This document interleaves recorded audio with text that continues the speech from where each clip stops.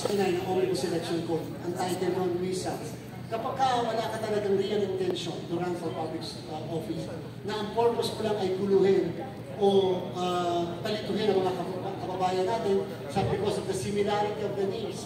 May nangyari dyan sa Negros Oriental. May nangyari din dyan sa may Zamboanga, sa may Region 9, Alos Hos versus Comelec case, na wala kasi real intention.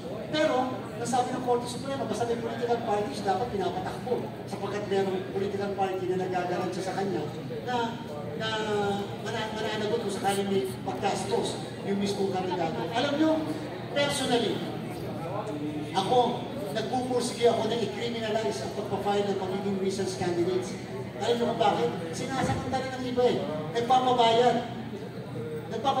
Idinig na lang ng nuisance ngayon. Question. Makakatakbo ba o hindi? Sa susunod, tatakbo na naman. Kasi bakit?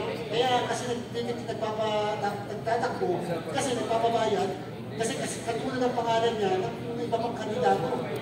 Diba? Dapat i-criminalize yan kahit walang imprisonment, kahit fine lang of at least 500,000 pesos. And pag dineklara ka ng nuisance ngayon, nuisance ka na forever.